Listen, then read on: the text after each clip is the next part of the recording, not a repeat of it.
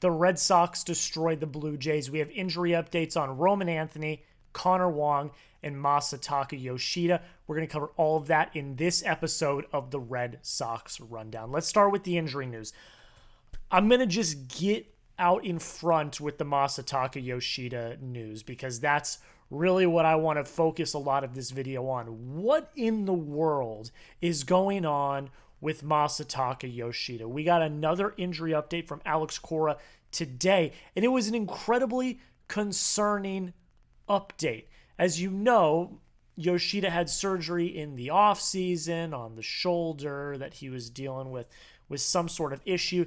Came into spring training, was hitting the ball really, really well, and then just stayed in Fort Myers and has been getting rehab work done, and they are not bringing him up into the roster or even considering a rehab start until he's able to throw at, 120 feet, 180 feet. I don't even know what that baseline is, but every week we get more and more updates on Masataka Yoshida. Some weeks are good weeks, some weeks are bad weeks, blah, blah, blah, all of that. Getting a lot of lip service from Alex Cora, but today we got one of the most substantial updates we've gotten in quite some time.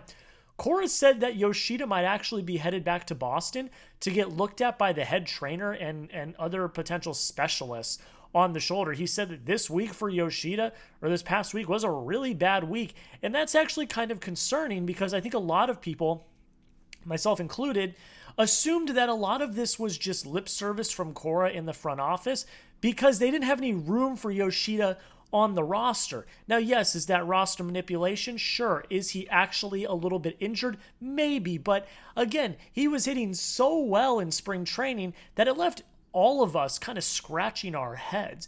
But now that this is happening, the fact that they are potentially actually sending him back to Boston to get looked at by the head trainer does start to bring at least a little bit of concern to me and to others that not only is the injury legit, which of course I would assume the injury is legit. I don't think that they're blatantly lying that Masataka Yoshida is hurt, but I don't think that they're fully telling the truth either about the severity of the injury. But now that he's headed back to Boston, I kind of believe what they're saying more and more every single day. And what is going on with Masataka Yoshida at this point? Because the Red Sox, clearly, their outfield is solidified. It looks good. You've also got Roman Anthony in the wings pounding on the door to get to the Major League roster, as well as there's just no room for him at DH either because Rafael Devers is starting to settle in as the DH. So where does he go at this point? There's no trade value there because everyone in the league knows you want to get rid of him.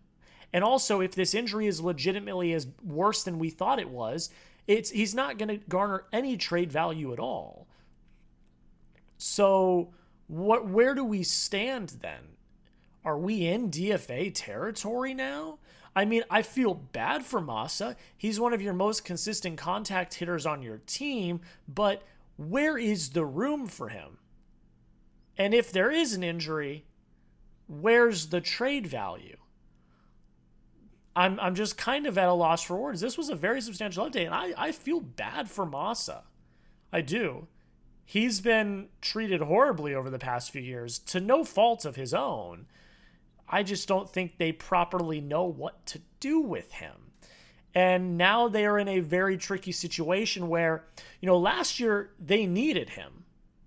He got hurt and all of that, and he wasn't performing as well as we probably would have wanted him to. This year, they simply just don't have any room for him. And that is why a lot of people were highly skeptical about this injury. And so now, with him actually potentially going back to Boston and getting looked at, I'm a little more concerned about that injury than I initially was. And if that injury is legit, his trade value, as low as it already was, is going to bottom out even further. So the Masataka Yoshida stuff is interesting. It's fascinating. This entire story has been incredibly fascinating to cover and watch because, again, we saw him hit really, really well at spring training, but there's no room for him. And if this injury is real, then there's nothing they can do. Let's move on to some other injury news, more positive injury news. Roman Anthony played today, or yesterday at the time you're watching this. He ran the bases, took BP, but did all the things that he needed to do, and he was good. Said he felt fine. He had x-rays. They all came back clean. Nothing wrong after he fouled the ball off his foot on Friday. And all systems are go. Not only did he hit, he also played in the outfield, which means that shoulder soreness is cleared up, and that means that he's looking good and ready to go. He's pounding at the major league door now. And the head of scouting for the Red Sox talked on the Fenway Rundown and said, look, they've got little things they need to refine before he gets the call-up, but of course, he's close. He's basically, I'm heavily paraphrasing his quotes, but basically he's close, but they're doing the little refinement things that they want to do before he gets called up to the major league roster. So that's great news that he's not injured, that he's not going to have any setbacks, no IL stints, none of that. It's all really good news. Connor Wong. Alex Cora spoke about Connor Wong today and said that Wong felt a little slow and off behind the plate, so he might get a few more extra times. He did not think that Wong was going to be called up for the Toronto series, which we're already one game deep in the Toronto series, but that this weekend is probably the best shot. So I would assume if everything goes well and the remainder of his rehab starts this week, I would assume we see him against Minnesota this weekend. And that's great. That's really what you want to see. Narvaez has been playing really well, but having that extra depth, not having Blake Sable as your backup catcher, is really going to help the Red Sox and give the Red Sox a little more relief that I don't think a lot of Red Sox fans really had. And then last but not least, Lucas Giolito is officially making his first ever Red Sox start today. I don't know what the move is going to be. It might be Luis Guerrero, which I would be really pissed about because he's been pitching really well and I am a Luis Guerrero stan. But seeing Lucas Giolito with the mountain of a journey that he's had to get here, it feels really, really good to see him finally start a game for the Red Sox and finally get a shot to do his thing. And I hope he pitches well. And if he does, then we finally kind of have our solidified rotation that we assumed we were going to have at the beginning of the season all fully intact. We're going to talk about the game here in a second, but before we do, make sure you hit that subscribe button. We are recapping every single Red Sox game, all 162 games. Plus, every time there's an injury update, we cover it. Anytime there's a trade or a signing or anything like that, we will have short-form content. We will have long-form content. Hit that subscribe button. We're trying to get to 2,000 subscribers as fast as possible. Help us become the fastest growing Red Sox channel on YouTube. I would really, really appreciate it. All right, Red Sox win 10-2. Absolutely annihilate the Toronto Blue Jays. And this was a huge win because for a multitude of reasons. One, you carry the momentum from the Cleveland series into the Toronto series, even after having a day off. It's really great to see that they continue to carry that momentum. Number two, you not only separate yourself from the Blue Jays, Orioles, and Tampa in the division, but you also are only a game and a half back of New York for the top of the AL East. New York did win yesterday. They also dismantled the Orioles, but staying on pace with New York, who has struggled a little bit as of late, is a good thing. And these games against the Blue Jays are an okay team. I'm not going to call them a good team, but I think they're an okay team. You should beat the Blue Jays. You should. And there's no doubt that they showed that they were the better team last night. The third biggest thing is the Red Sox are going into a bullpen day today. It's Toronto, I might say. You've got Lucas Giolito on the mound for the Red Sox, but Toronto is putting out a bullpen day today. That's a highly, highly winnable game. So winning that first game puts all the pressure on Toronto if they want to win this series to win their bullpen day. So getting this win was incredibly important for the Red Sox. And it all starts with Garrett Crochet. 7 innings pitched, only gave up 4 hits. 3 of them were to Bo Bichette and Vladimir Guerrero Jr., 2 earned runs, which came on the Vladimir Guerrero Jr. 2-run home run, 3 walks, and 6 Ks. His ERA did go up to 2.05, but that is okay. I will take it. He's your ace. He looks like your ace. He was putting together really good pitches tonight, putting together really good at-bats. The home plate umpire was atrocious tonight. There were multiple strikes that were called balls that were blatantly strikes. I cannot wait to see the umpire's scorecard this morning, but Crochet looked again like a certifiable ace. No, he did not throw double-digit strikeouts. He did not, throw like an 8-inning shutout or anything like that. But he did exactly what he needed to do. He commanded the strike zone. He pounded the strike zone. He only threw 94 pitches, and he 8 innings. He got you 7 innings of work to where you only needed Luis Guerrero and Brennan Bernardino to close out the game. This was a dominant outing from Garrett Crochet, and he showed yet again that he is the ace of the Boston Red Sox. Go down below in the comments for me. Grade Garrett Crochet's outing down below. A, B, C, D, or F. I'm going to give it a B+. He did not, do anything absolutely incredible, but he did exactly what you would expect him to do. So I'm going to give it a B+. But you go down in the comments, A, B, C, D, or F. Grade Garrett Crochet's outing tonight. Not really much to talk about the bullpen. Luis Guerrero, Brennan Bernardino both came in. Perfect innings. 2 strikeouts for Brennan Bernardino. Luis Guerrero, in the outings that he's had since he's been called up, has looked phenomenal. I do not think he should go down. A lot of people are speculating that he's going to be the one that is sent down when they make the move to bring Giolito up. I would much prefer Sean Newcomb goes down, but that's just me. I think Luis Guerrero has looked absolutely phenomenal to start his season for the Red Sox. Let's talk about the hitting, because that is another one of the biggest things to talk about tonight. The Red Sox hit 5 home runs in the first 3 innings. They absolutely hopped on Francis, dismantled him. He only went 3 innings. He gave up 8 hits, 7 earned runs, 1 strikeout, 5 home runs. Jarren Duran gets a home run on the 3rd pitch of the game. Rafael Devers hits an absolute moonshot to help the Red Sox.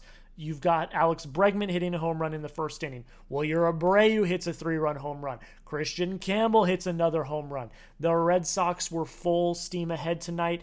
Everyone minus Rafaela had a hit, and Bregman and Abreu, Campbell, and Casas all had multi-hit games. They looked phenomenal. Jarren Duran looked really good tonight. He went 1 for 5, 2 RBIs. He did score a run. Really great to see. Devers went 1 for 4 tonight, but he did walk once again. He's commanding the zone really, really well. They did only strike out 5 times tonight, which is exactly what you want to see if you are the Red Sox. They got 14 hits in total. This was all Red Sox from start to finish. Alex Bregman had another multi-hit game. 3 hits. He went 3 for 5. He scored all 3 times he got a hit. He had an RBI, and he also struck out once. Trevor Story went 1 for 4 tonight. He scored a run. Wilyer Abreu had another fantastic game tonight. He went 3 for 4. He had 3 RBIs. He scored twice, and he walked. Flawless game for Wilyer Abreu. Everything you could ask for. Kristian Campbell's going to win AL Rookie of the Year this year. He went 2 for 4, 2 RBIs, 1 run. He did walk as well, did not strike out tonight. A flawless day for Campbell as well, who also, I want to say, is looking really, really good defensively. He is looking way more comfortable at second than he did at the beginning of the season. He's making some really nice plays, and that's exactly what you want to see from your rookie at second base, who was a little shaky to start off. It looks like he's starting to settle in and get a lot more comfortable, which I love to see. Casas had a 2-hit game, which I'm so happy about. You're getting him his confidence back. He went 2 for 5. He had an RBI. He did not strike out. That's what you want to see from Tristan Casas. I will continue to buy the Casas stock. I am not going to give up on him until I am blue in the face. Hopefully Casas continues to bounce back. Rafaela didn't have a great night. He went 0 for 5. He had a strikeout, and he had a fielder's choice where he did end up scoring a run. And then Carlos Narvaez, he went 1 for 4 with 2 Ks, so you don't love the 2 Ks, but he did get a hit at the end of the game that helped end up score a run for the Red Sox. So overall, the Red Sox, everyone, even Cedon, who didn't have a hit, all contributed to the scoring in some way, shape, or form, and the Red Sox offense was on full tilt. This is a fun team. I talked about it in the last video. If this team plays like this every game, they are I would assume your AL pennant favorites. Because the Yankees are good, but they aren't beating a Red Sox team like this. Like, they are not. They cannot go tit for tat with this Red Sox team. If the Red Sox are playing full steam ahead like they are today, and like they are in the finale against Cleveland, The sky is the limit for this Red Sox team. This is the team that we expected to play when they traded for Crochet, when they signed Bregman, when they brought in everyone that they did. This is what we were expecting, and I'm so happy that we're finally starting to see the Sox break out and look like the certifiable dominant force in the AL that we thought they would be. All right, that's where I'm going to end it tonight. They looked really good. Win the bullpen game today. I am so excited to watch Giolito pitch. He's had a very long road to get here, so I'm so happy that he's finally going to take the mound for the Sox, and hopefully they can take the series tomorrow. Before we get out of here, I'm going to ask you this question. Does Kristian Campbell win AL Rookie of the Year? I want you to type a Y for yes if you think he does. I want you to type an N for no if you think he does not. I'm smashing Y. I think he definitely is, but you let me know down below in the comments what you think. Is he going to win AL Rookie of the Year? Before we get out of here, once again, if you have not already, please consider hitting that subscribe button. We recap every single Red Sox game. We have all the latest injury news. Everything under the sun Boston Red Sox we've got here on the channel. Don't miss out. Hit that subscribe button. And until next time, go Sox.